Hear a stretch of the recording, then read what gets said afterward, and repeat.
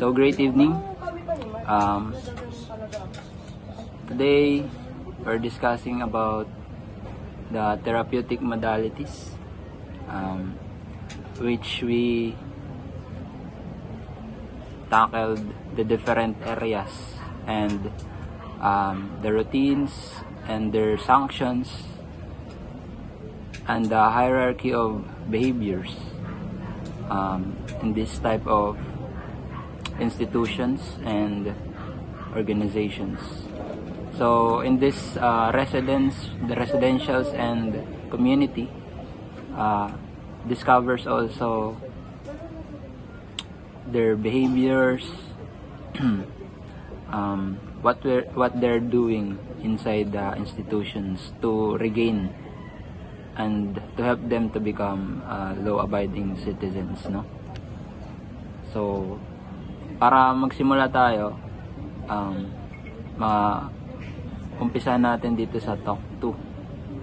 So this is discussed by Anisel Gaspang. So yun napunta sa akin is Talk 2, Hierarchy of Behavior Shaping Tools, Pull Up, Deal With, and Haircut. A talk to is an outright done by any member of the TC community to other member who has done a minor infraction but is not aware of it. During a talk to, the resident is made aware of his or negative behavior and the result is may have on the others and the environment. So, ibig sabihin po dito is parang pagbibigay lang ng gabay sa mga sa bawat isa upang mapabuti yung kanilang mga kalagayan, like diba tulad sa isang kunyari sa BJMP, nagbibigay sila ng mga advice doon para sa mga kasamahan nila na yung parang alam nilang nasa ibang landas. So ginagawa nila yun para yung kunyari mapabuti yung isipan nila, kasi once na may isang kasamahan sila na alam nilang hindi okay yung isip nun, pwede na lang advisean, pwede na lang kausapin para mapabuti and magabayan sila para sa mga negative na naiisip nila. This is Hierarchy of Behavior Shaping Tools. Behavior shaping tools is employed to strengthen the learning process and the practice of more adaptive behaviors within the social learning environment. The major tools of BST or behavior shaping tools such as the talk to, pull up, dealt with, haircut, learning experience, and general meeting and expulsion were developed as a means to correct behaviors of the residents that violated the TC norms. So ibig sabihin dito is nagbibigay sila ng iba't ibang antas na ginagamit para baguhin yung mga pag-uugali na meron yung isang tao. Depende kung sa ano yung nais nila na pag-uugali. Like, gusto nila na maging maayos sila or gusto nilang mas maging better sila, ganyan. Yung major tools is, yun nga, yung talk to, yung pakikipag-usap, pull up, deal with, like, parang kakausapin mo yung isang tao para maging malayo siya, parang maiwas siya ng ibang landas. Kasi diba minsan may mga tao na hindi naman natin masasabi kung ano yung nasa isip nila. Yung mga learning experience nila parang mas maboost, and yun, nagkakaroon sila ng general meeting para malaman natin kung ano yung mga dapat bang baguhin sa kanila. Next is talk to ulit. A talk to is an outright done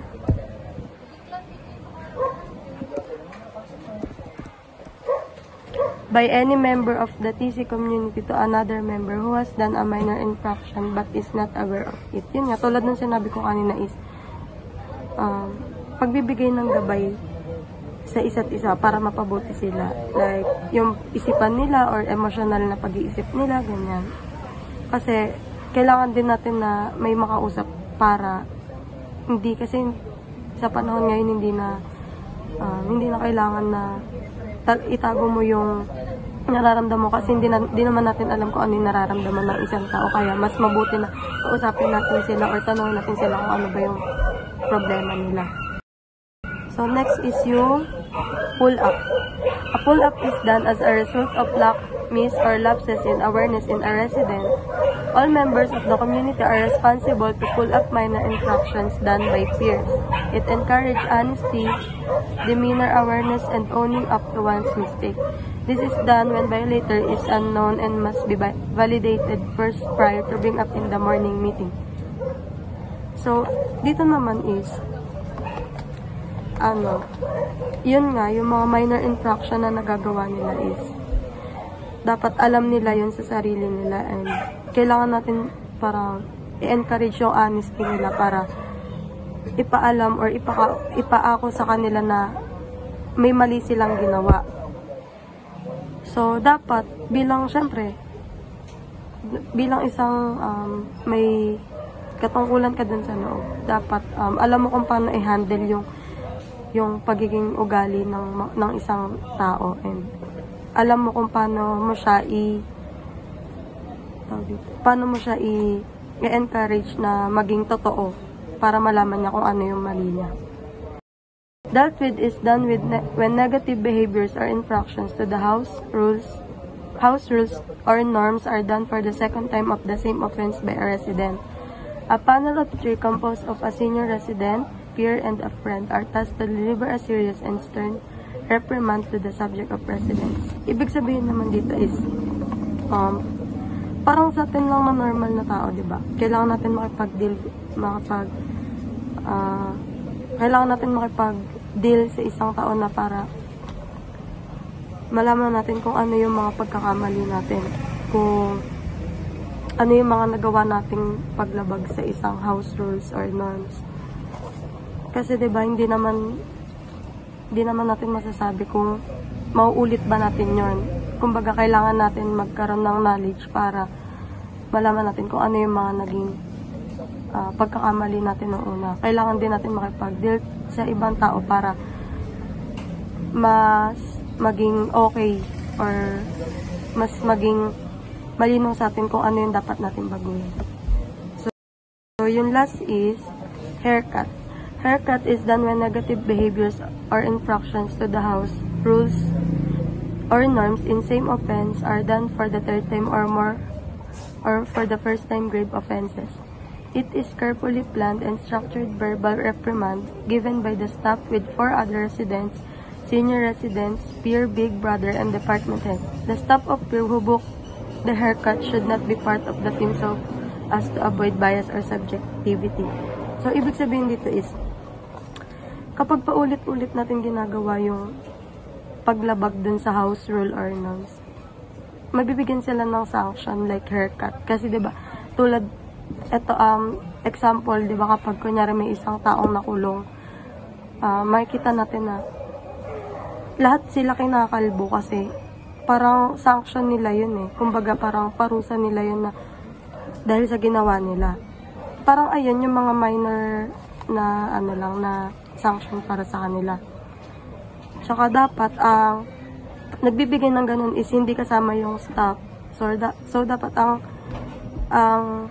nagbibigay lang naman, ang mga gagawa lang ng ganun is yung nagbigay ng utos like senior resident, peer, big brother, or department head. So, bawal gawin yun ng isang staff or peer kasi parang mas magiging bias. Like, parang pwede nilang hindi gawin yun kasi nga, kakilala nila to or kaibigan, ganyan. So, dapat, kailangan din natin maging maingat.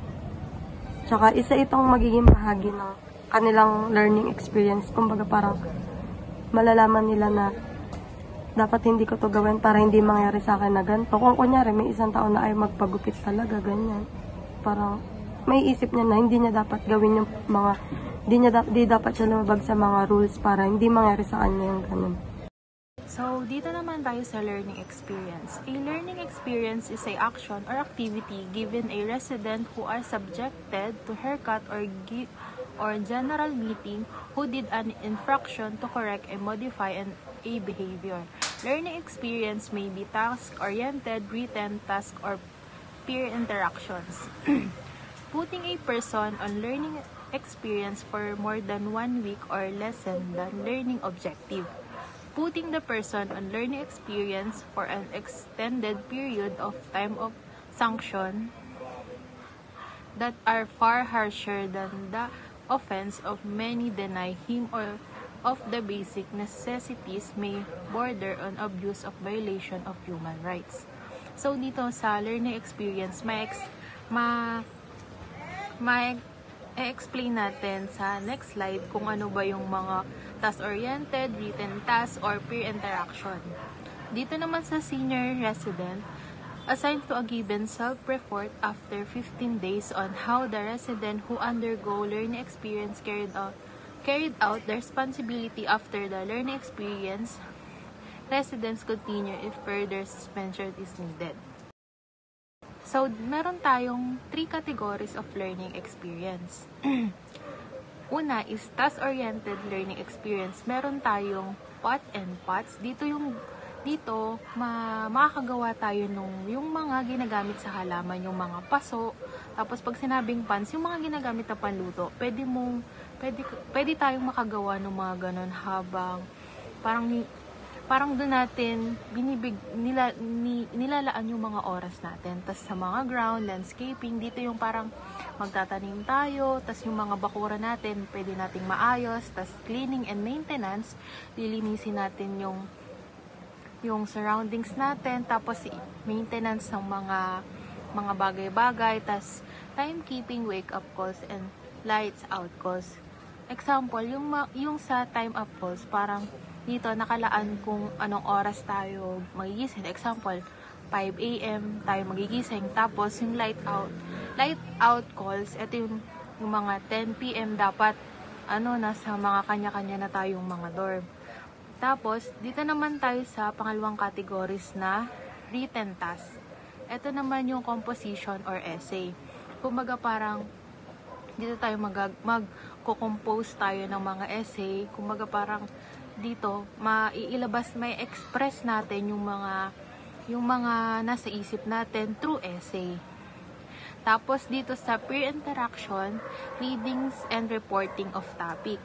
Dito naman, kumbaga parang meron tayo isang group na sasalihan, tapos pwede tayong mag-brainstorming ng topic na binigay sa atin.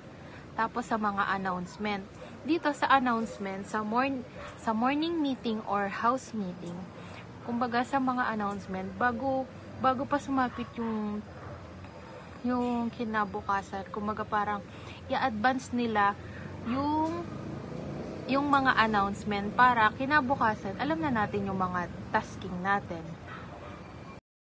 So, dito naman tayo sa hierarchy of behavior shaping tools. Behavior shaping tools is employed to strengthen the learning process and the practice of more adaptive behaviors within the social learning environment.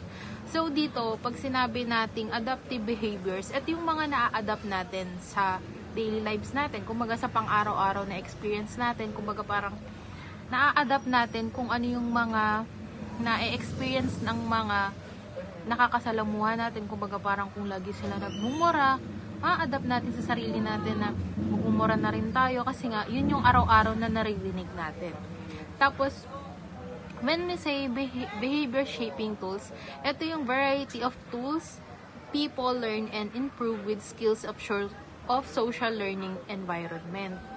Tapos, meron naman tayong the major tool of behavior shaping tools such as the talk up, pull up, dealt with, haircut, learning experience, general meeting, and explosion were developed as a means to correct behavior of the resident of violated the TC norms. So, yun nga, sa previous reporter natin na lakil doon kung ano ba yung talk up, pull up, tas haircut, tas learning experience.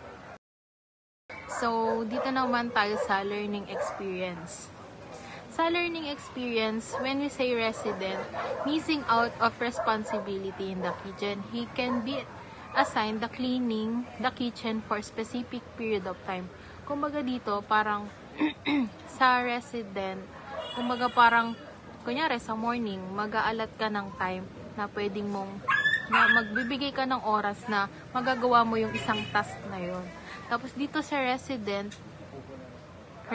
na pangalawa, iniiwan niya madalas ang higaan niya na hindi maayos. He can be assigned to be given oriented and supervision to new resident on how to keep their beds and net all the times. Kumbaga parang kung ano yung nagagawa mo sa araw-araw, kung may bago kang makakasalamuha, parang ibabahagi mo sa kanila kung ano yung mga knowledge na nagawa mo, kung ano yung behavior na ginagawa mo na tama.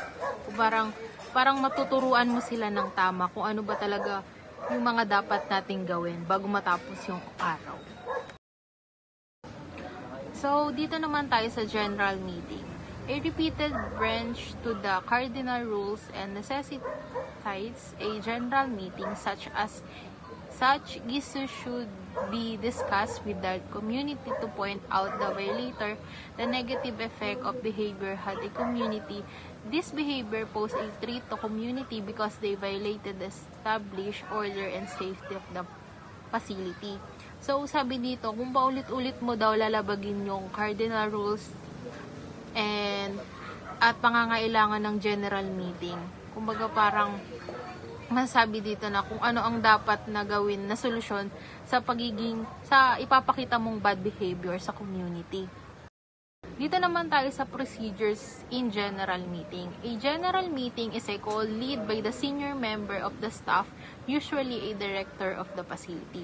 Kumbaga parang sino yung nag-implement ng rules na yon, siya rin yung mag-lead sa rules na ginawa niya. The director set the tone of the meeting and leads the community in an open expression of opinion at the feelings regarding the offense throughout the community. Kumbaga parang dito, ina-express ng isang tao kung ano yung opinion niya. Parang sinasabi niya kung ano yung nasa isip niya, parang binabahagi niya kung yung opinion niya, disregard kung meron bang hindi sasang-ayon dito or hindi. As soon as a mode is set and level of awareness of the community is raised, the leader calls the violator to face the entire community. The leader encourages the community to express their feeling about the offense committed by the violators. Dito, kung nakagawa ka ng isang violation, dapat alam mo sa sarili mo na may kapalit ito and may consequence sa lahat ng maling nagawa mo. After some member of community have expressed their feelings, it is the time for the violators to account for what they did, share their deepest feelings, and verbalize what they learned from mistake. Dito sinasabi na nalabas niya na lahat yung mga saloobin niya, na alam niya sa sarili niya na nagkamali siya sa lahat natuto siya sa lahat ng pagkakamali niya at pinagsisisihan niya ito. Then, after the violators made their statement and offer commitments, the director will make the closure of the issue and allow the processing of the events that transpired and prove the appropriate emotional support to the violator who have just been subjected to intense emotional experience. Dito, kumbaga parang sabi dito, yung director ay nagbibigay siya ng closure sa lahat ng mga nangyari. Kumbaga parang sinabi dito na kung ano man yung mga napagdaanan nila dati ay binigyan na ng closure mismo ng mga director para kung ma-bring up man yung issue na yun, parang baliwala lang sa kanila, pag-uusapan lang nila ng matiwasay. Kasi nga, nabigyan na ng director ng closure yung mga issues na nangyari dati. So, next naman ay expulsion. In extreme cases, when a resident is incorrigible and become a threat to the community, the director with the recommendation of the disciplinary board may transfer him or her to the nearest jail facility with an appropriate court order. So, kapag ang resident daw ay hindi na siya kayang baguhin or itama, kailangan na siyang patalsikin or ilipat sa nearest jail. Tapos next ay counseling. Counseling is defined as professional activity of helping individuals, group, or communities enhance to restore their capacity of psychological, emotional, and social functioning, and creating an environment favorable for the attainment of these goals. So, ang counseling daw ay tinutulungan ng tao na magbago at binibigyan siya ng techniques kapag kunwari hindi niya kayang i-handle yung emotion niya, binibigyan siya ng technique kung paano niya i-handle to. So next, psychological skills and characteristic of counseling. Empathy. Perceive the client's feeling and demonstrate actual perception of the client, putting oneself into client's shoe. So, ang empathy daw, kailangan mo siyang intindihin. Kunwari, ilalagay mo yung sarili mo sa sitwasyon niya para mas maintindihan mo siya at malaman niyang mas magiging open siya sa'yo kasi pinapakita mo sa kanya na naiintindihan mo siya. Next ay warmth. Unconditional positive regard with care about the client as person. Kailangan maramdaman ng client na meron ka sa kanyang pag-care. Tapos di mo siya ginajudge kung ano man yung nagawa niya. So next is respect. Believe in the client's ability to make an appropriate decisions and deal appropriately with his or her life situation is empowerment. So, respect. Ang kailangan mo lang gawin dito is makinig ka sa kanya, maging responsive ka sa mga sinasabi niya, kinakwento niya. So, yun. Next is congruence or Guinness. Being honest and authentic while with the client.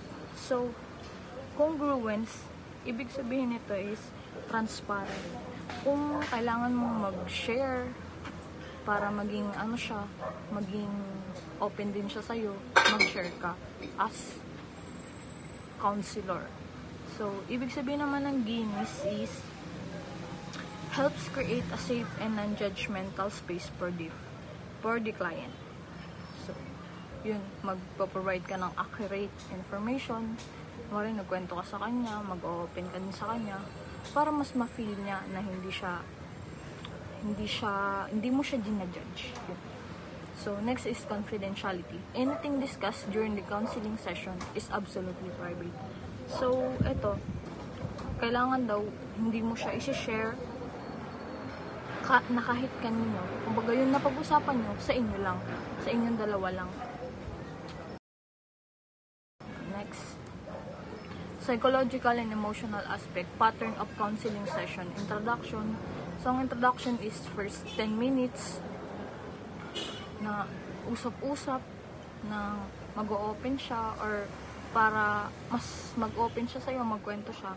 Parang ipaparamdam mo sa kanya na hindi ka iba sa kanya para mag-open siya. So, escort, counseling room, develop rapport, assure confidentiality. Information gather about 20 minutes, know the reason of consultation. So, yun sa information gather, kailangan aalamin mo dun within 20 minutes kung bakit, ano ang rason niya, ba't siya nagpa-counsel. Pattern of counseling session, discussion or counseling input, conclusion, tas next ng conclusion is ang end ng session. Tapos ang last, brief client on what to expect in the next session. So, after ng session, tatanungin mo yung client kung ano yung ina-expect niya na next na mangyayari sa session. Next. When to break confidentiality. So, sabi sa general rule na ang mga info, hindi mo siya pwedeng ilabas. Confidential siya. Pero meron siyang limit or kumbaga may exemption siya kapag ang client mo is children are being neglected or abused, as appearance in court as witnesses, as client express plan to commit suicide or plan to hurt, harm or other people. So ito yung mga kailangan mo na siyang i-share ilapit mo na siya, hindi mo na siya pwedeng i-keep sa sarili mo. So, yun lang po. Next is the initial interview or intake interview. Says that the therapeutic community modality program helps the inmates to develop while they are waiting for their trial. The counselor is the one who's communicating with the newly admitted resident during intake interview, and also to gather information about the resident. Also, the counselor will explain to the resident all about the program. An intake interview will be conducted after the inmate admitted into the facility using intake interview form. It has a 1 hour duration and will be conducted in a proper place for an interview. The one-to-one counseling, also known as individual counseling, ito ay isang personalized form of support kung saan yung counselor is working directly with the resident. And this session lasts between 1 to 2 hours, and in this setting, nagpo-provide ang counselor ng safe space para sa mga resident para i-share yung mga thoughts and feelings nila, and then magbibigay ng tulong ang counselor sa resident on how they will have their coping mechanisms or how they will address their personal problems. Next is the static group. Ito daw yung regular meeting of 10 to 15 residents and a counselor na naglalast ng 1 hour each week. And ito yung groups na tumutulong sa residents to share their experiences and learn from one another. And they receive support during treatment. Next is the peer confrontation group. Itong peer confrontation group, it is a counseling session kung saan yung mga members was chosen by the staff and the group. They will support each other through sharing their experiences in the facility. Ito yung safe space na to will encourage each participants to talk openly about their feelings and well-being, and they will fostering growth and understanding among peers. This group counseling allows people to talk about their feelings and challenges together. In a peer confrontation group, yung mga residents, they share experiences and support each other for personal growth and the better relationships. They will conduct the meeting twice a month for an hour. Group counseling secrets. Secrets are a group activity where participants are given the opportunity to unload emotional baggage and thus experience freedom from internal psychological conflicts. It promotes trust among the participant, knowing that each will reveal his utmost secrets to the group. Instructed, go to a place with no distraction alone. Write a letter yourself about an event your life which has been keeping a deep secret. Dito naman yung group counseling secrets, which means siya yung kumbaga activity siya na psychological na yung magiging transparent kayo sa lahat, and yung mga secrets mo is malalabas mo, tsaka kung ano man yung past and sama ng loob mo nung pinagdaanan mo. Ayun yung group counseling secrets. Nakatuon siya dun sa mga participants about psychological conflicts nung past. Then next, group counseling secrets duration frequency is 1 to 2 hours once a month. Participant staff 10 to 12 residents. Dito naman ang ginaganap siya is yung duration frequency niya is tumatagal ng 1 to 2 hours once in a month, and yung participant staff is 10 to 12 residents naman. And then next, group counseling and encounter groups. The encounter groups serve as a safety valve within the community, which is usually high-pressured and structured. It is a forum for members of the community to verbally express pent-up and negative emotions within structured and safe environment without resorting to violence or aggression, without fear or reprisal. Dito naman matatakal natin yung encounter groups. Group counseling is, pag sinabi natin safety valve, ito yung parang open forum siya na high pressure na may express mo yung emotional yung emotional mo within, pero sa verbally mo siya may express, and may express mo rin dito yung negative emotions mo, yung mga sama ng loob mo, pero in safe environment. Kumaga hindi siya magdudulot ng violence or aggressive type of behavior. Kaya nga sinabi na without fear of reprisal. Ano yung ibig sabihin nun? And then next, encounter groups. Dito naman sa natakal natin, duration, frequency, 1.5 hours once or twice a week. Participants, counselor, 2 co-facilitators, and 8 residents. Dito naman tumatagal siya ng 1.5 but once or twice a week. Tapos yung participants natin is 2 facilitators and 8 residents. Gumaga, ayun yung makipag-participate sa kanya habang ginagawa yung activity to or yung open forum. Then,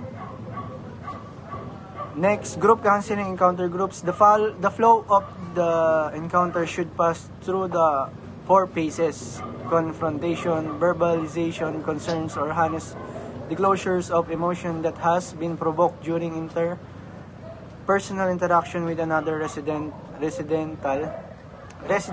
verbal expression of emotions as a way of release, exploration. In this space, all the feelings that were expressed are further examined and explored and find out how it could have resulted in such way in order to evoke awareness on the connection of behavior, feelings, attitude. Dito naman sa yung parang activity naman to. Meron siyang 4 phases, which is yung unang-una, confrontation. Naka-include dito yung verbalization, concerns of honest or disclosure of emotion. Dito, ang nilalaman ng confrontation is yung disclosure ng emotions, yung pakipag-interact between verbal and kung paano may express yung emotion mo and paano mo marirelease kung ano man yung sama ng loob mo, yung tinatago mo sa kung ano man yung emotion mo na tinatago mo na hindi mo malabas-labas. Ito yung way nila para ma-release mo. In this space naman, ang pinaka-primary talaga, the feelings are expressed. Ina-examine siya, ina-express siya, and ina-explored kung ano yung dapat awareness o masolusyonan kung bakit mo nararamdaman yung ganun. Ang inaayos naman dito sa structure niya is yung feelings and attitude. And next, group counseling encounter group resolution and commitment. After some realization and attaining some insights into their behaviors, the residents are now ready to move to the last phase to practice new behaviors. Socialization. This is a structured social event where all those involved in an encounter will have ample time to mend fences with those they have offended or hurt in the past. This is achieve closure and reaffirm relationship and maintain unity of the community. Dito naman, kumbaga, ang nire-rehabilitate niya naman dito is resolution and commitment, which means kung ano man yung negative past na nagawa mo, kumbaga, kung may nasaktan ka man, and pinapractice din dito yung new behaviors mo na kung paano mo maitatama yung nakaraang pagkakamali mo. And bukod doon, ang pinapractice din dito is yung socialization. Dito naman is structured social event. So which means na yun nga, ito yung sinabi ko kanina, kung may pangit man na past ka, may opportunity ka na maitama yung pagkakamali mo noon, ay na yung pinaka the best na pagkakataon. So mini-maintain siya para sa peace and unity rin na participants. Extended group counseling. Probe marathon are usually composed of 5 to 12 residents and being facilitated by 2 highly trained staff members. It may last for 8 to 72 hours. The participants must be have at least 4 months in the program. Ibig sabihin naman nito, Probe Marathon, usually kinocompose daw siya ng 5 to 12 residents. And pinapacilitate sila ng 2 highly trained staff members. Ibig sabihin, yung 2 highly trained staff members na yun, ay yung mga talagang na-training na ng mahusay para mag-handle ng mga gantong sitwasyon, no? At naglalas din to ng 8 to 72 hours. So yung buong group counseling is naglalas nga siya ng 8 to 72 hours. And the participants must have at least 4 months in the program. Ibig sabihin, dapat qualified sila, 4 months in the program na sila bago sila sasali sa ganitong extended group, which is yung group counseling. Yun lang. So ayun, no, sa psychological and emotional aspect, merong tinatawag na yung group counseling na extended group. So dito yung mga participants, meron silang at least 4 months na program na kung saan magpapakita sila ng adequate na stability. Ito yung sinasabi dito is dapat consistent daw yung behavior nila na pinapakita, yung performance or yung mga ginagawa nila, dapat magiging basehan yun para mapa-include sila dun sa tatawaging mga activities.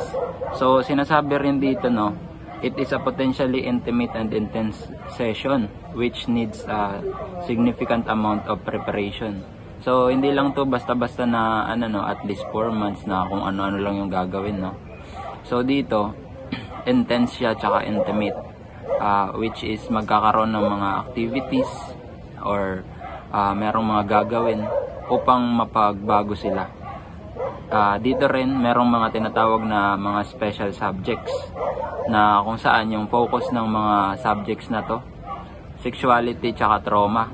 So kung mababalikan natin, no, yung discussion na to or yung topic na to is sa part na to is about sa psychological tsaka emotional aspects. Nakapaloob pa rin yun sa sexuality tsaka trauma. Kasi dito mas pagpupukusan, i-educate sila about sexuality tsaka mga trauma na nararanasan ng bawat tao, para magkaroon sila ng deep understanding about dun sa klase ng issues na to or topic. So second, meron tinatawag rin ng mga specialized groups. Dito yung mga loss and treatment nila or bereavement, the duration tsaka frequency ng mga at least per week meron silang 1 hour na discussions or meetings, mga ganun. Tsaka yung participants sa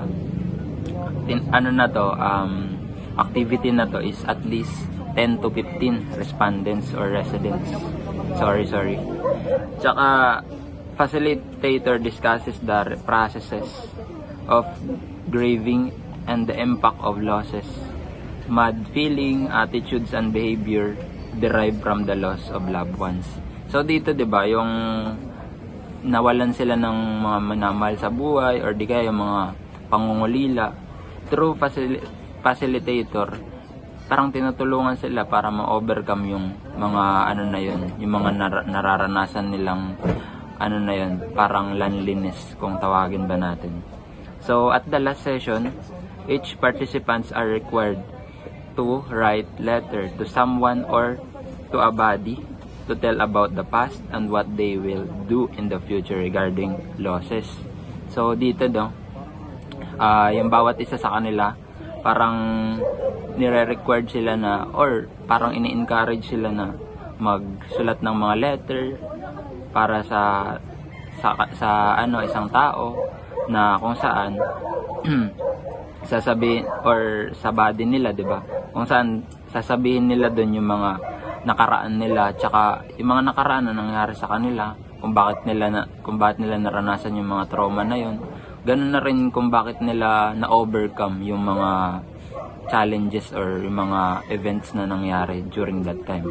So dito rin inaano rin nila kung bakit, kung ano yung mga gagawin pa nila in the future, no, na paparating. So, meron sa special group, meron tinatawag na women's group. Sa women's group, meron silang per week 1 hour, or minsan naglalast to sa 6 sessions, no? Sa yung participants naman ng activity na to, which is women's category, nagre-range siya ng 8 to 15 residents or minsan counselors. It provides an opportunity for all female residents to share and discuss their feelings on women's issue regarding or included yung family, relationship, self-identity, self-image, societal role, and reproductive issue. So, yung dito sa part na to, no, sa women's category, parang inaano sila na sabihin, nagkakaroon sila ng opportunity para sabihin yung mga nararamdaman nila o yung feelings nila dun sa about sa family, no? Kung ano ba yung nila, yung feeling nila with their own family, 'di ba? Tsaka relationship once na nagkaroon sila or in their life in the past, kung ano yung mga naranasan nila, self-identity, tsaka self-image, kung ano ba yung mga tinatawag na mga insecurities nila, 'di ba? Yun yung mga dito. Tsaka societal role, ano ba yung talagang ginagampanan nila in the society, no? Kung ano ba yung dating sarili nila nun. Then next, sa men's group naman, meron namang once per week 1 hour, no? Na yung participants is same lang rin sa women's category or women's group. Nagre-range rin siya ng 8 to 15 residents to counselor. Tsaka yung topic naman dito include expressions of feelings, reveal true self, dealing with feeling and how to avoid abusive relationship, family conflicts, sexuality and sexual rules. So kasi yung babae, kaya magkaiba sila ng mga topics or issues na ina-address. Kasi nga yung babae tsaka yung lalaki mas aggressive siya sa babae, no? Kaya mas tinuturuan yung mga lalaki na kontrolin yung feeling nila, kung paano nila i-express, no, sa babae or sometimes in their mga kasamahan, no, sa isang organizations. Dito rin tinuturuan sila or inaano sila na mag-reveal kung ano ba yung talagang mas nararamdaman nila or yung genuineness nila sa isang bagay, no? Dealing with feeling, paano ba nila ma-overcome yun, 'di ba? Tapos paano nila ma-avoid yung mga abusive na relationship, kung paano yung mga, 'di ba, mapang-abusong, merong mga relasyon na abuso ka na, 'di ba? Merong mga ganun. Tsaka family conflicts. Ito especially sa mga lalaki. Mas marami kasi sa lalaki, mas nag-aano sila sa mga pamilya nila, no? Yung nagkakaroon nila sila ng mga conflicts kasi nga mas matataas kasi yung ego ng lalaki. And aminado na rin naman ako dyan, no? Tsaka especially and specifically sa mga sexual, no? Kasi dito mas involved yung lalaki or dito sila mas mga na-attach ng mabilisan sa mga sexuality tsaka sexual relationships. So, next is medication support group. Dito naman yung duration as long as the residents are on medication. Wala naman ditong yung katulad sa men's tsaka women's na once per week, mga ganun, 1 hour per week. So, the participants here is that residents na nag-undergo ng medication tsaka jail health personnel na kung saan sinishare nila and discuss how to face their difficulties coping with the disease and problems encountered while they are on the medication. So kung paano ba nila yun malalampasan yung mga paghihirap nila, kung paano ba nila ma-cope or yun nga, malalampasan o ma-overcome yung mga sakit, problems na encounter nila, kung paano nila yung dadalhin while nag-medication sila, no? Dito yun sa medication support group. So dito naman, anger management, 1 and 1/2 hours or 1 and 30 minutes hours, yeah. For 6 weeks as needed, curriculum based. So dito yung participants is 10 to 15 residents. Medyo malaki-laki siya, no? The group is an avenue for the residents to know their anger, feelings, and acquire new knowledge and information on how to deal with their feelings and different situations and personalities. So dito tinuturuan, yung main venue ng dito is mismong yung residents. Tinuturuan sila dito kung paano ba ma-develop or ma-maintain yung anger management nila, no? Diba kasi may mga times na mabilis magalit tayo, especially sa mga lalaki, no? Tinuturuan kung paano nila yun ma-maintain para hindi madala yung bugso ng damdamin nila. Kasi nga, through emotional aspects rin yan. Next is the pre-release interview. Participant residents to be released from jail or the individual welfare, no? Inmate welfare development officer, and admin and OD. So duration yun is 1 hour pa rin. Yung procedure is dapat daw yung inmate welfare development office should coordinate with the paralegal officer to monitor the status of the case, the residents. So dito dapat mas mabantayan nila or makipag-coordinate yung IWDO dun sa mga nagmo-monitor na paralegal officers para mas matutukan nila yung issue na kinakaharap nila. If possible, immediate member of the family is or present before the residents will be released from the jail. So, bago daw i-release, no? If possible, immediate members of the family are present before. So, bago i-release, no? Dapat daw andun sila sa kung saan i-release yung isang inmates or sa jail. So, do a pre-release interview to conduct an assessment of residents' potentials and map out plans after his release from jail. Inmates welfare development officer. So, dito, nagkakaroon ng, kung merong initial interview, meron ring pre-release na interview, no?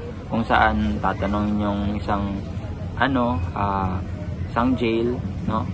Prison or residents sa mga potentials na pwede niyang gawin in the future or yung mga plano niya, no? Kung ano ba yung mga plano niya para para maging aware na rin yung nagbago na nga siya or na-treat na siya dun sa community na yun,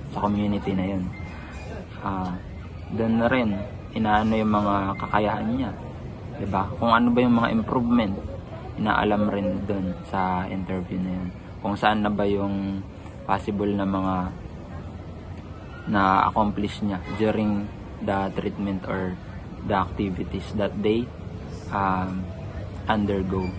So that would be the end of this video, no? I hope you learned a lot from us, and sorry for this brief preparation, and thank you.